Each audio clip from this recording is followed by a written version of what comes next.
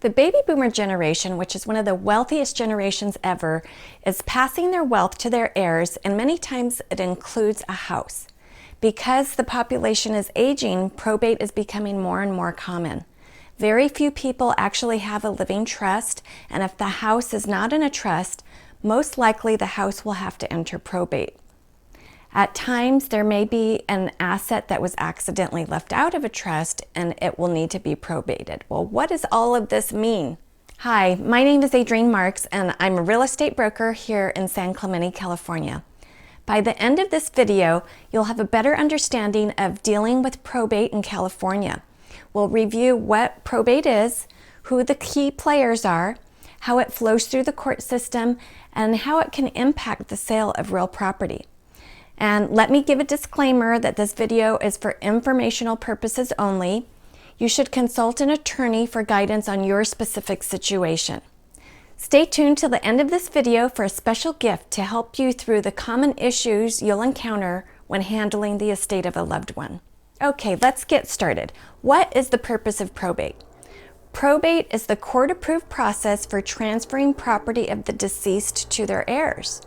Probate gathers and safeguards the decedent's assets, pays debts to legitimate creditors, and distributes the assets to the appropriate heirs. If someone dies without a trust, it's almost guaranteed that probate will need to be opened.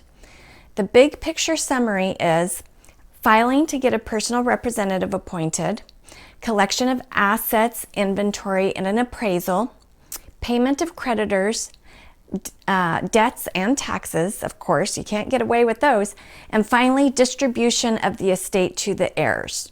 If you find yourself handling the estate of a loved one, you should look for a will or trust documents. Sometimes it might be handwritten, or they might have a binder with documents prepared by an attorney. If they have one, that's awesome. Contact the attorney they used, and they can guide you through the next steps.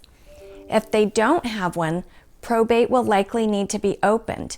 You can file a petition with the court yourself, but I highly recommend you contact an attorney that specializes in estate planning and probate.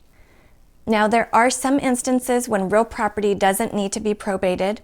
How do you know if it needs to be probated? You need to get a copy of the deed. The answer will depend on how title was held.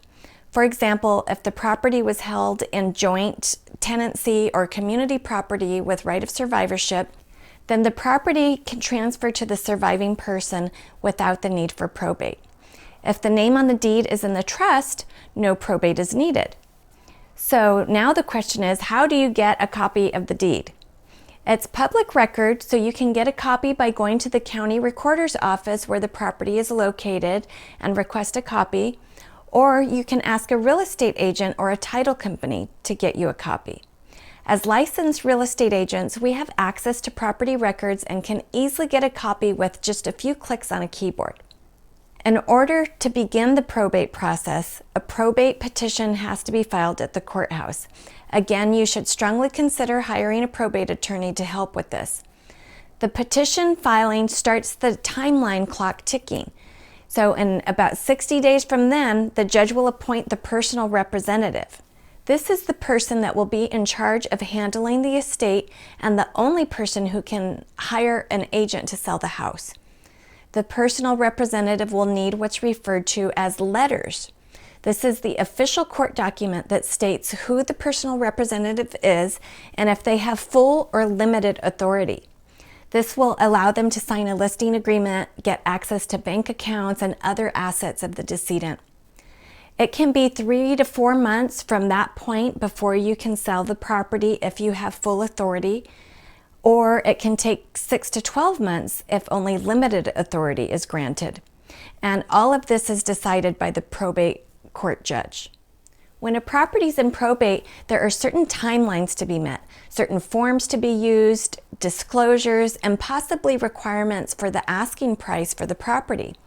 Because of this, it's important to work with a real estate professional who has the education and experience in selling properties that are in probate.